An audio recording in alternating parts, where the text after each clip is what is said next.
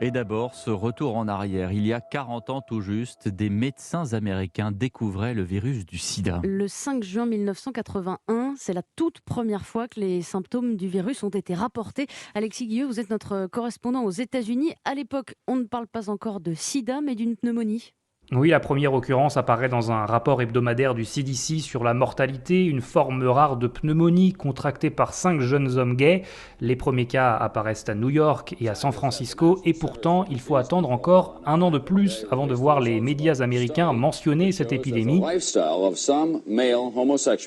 En juin 1982, dans son tout premier reportage sur le sida, la chaîne NBC parle d'un cancer qui touche les gays.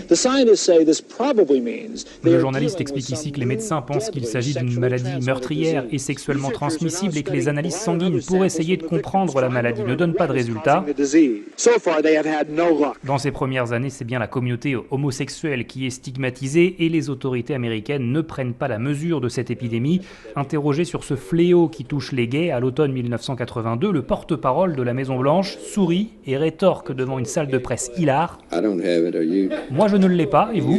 Alors que les victimes se multiplient aussi chez les hémophiles et les toxicomanes, en 1985, le président Reagan prononce pour la première fois le mot sida. Le virus avait alors déjà fait plus de 12 000 morts aux États-Unis. Merci Alexis Guilleux. Aujourd'hui, les victimes se comptent par millions, plus de 30 millions de décès dans le monde selon l'OMS. Et toujours pas de vaccin malgré la recherche qui se poursuit. Il y a toutefois des traitements qui ont fait leurs preuves. Notamment la PrEP, c'est un traitement préventif qui est de plus en plus facile d'accès en France. Anne Le Gall, depuis le début de la semaine, les médecins généralistes peuvent le prescrire. Oui, ce traitement préventif contre le VIH est déjà utilisé depuis une dizaine d'années avec un taux d'efficacité de 98%. La PrEP, prophylaxie pré-exposition, était jusque-là délivrée à l'hôpital, mais depuis le 1er juin, les médecins qui pouvaient jusqu'ici la renouveler peuvent aussi la prescrire directement. Une belle avancée selon le docteur Marina Karmoshkin du service immuno-infectieux de l'Hôtel-Dieu à Paris. C'est un traitement chimique et l'idée c'est d'imprégner le corps avec ces produits chimiques, et ce qui fait que si on rencontre le VIH, le traitement est déjà présent dans le corps pour éviter que le virus ne s'installe dans le corps de la personne exposée. Et que tous les acteurs de santé puissent s'en emparer, c'est vraiment important, et ça permet aussi de faire une forme de médecine préventive et d'aborder la santé sexuelle.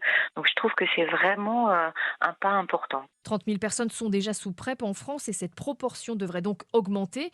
Mais les experts insistent sur l'importance de la prévention combinée. Le fait de prendre une PrEP ne dispense pas du recours au préservatif, qui reste la seule protection efficace contre les autres maladies sexuellement transmissibles. Anne Le Gall, spécialiste santé d'Europe.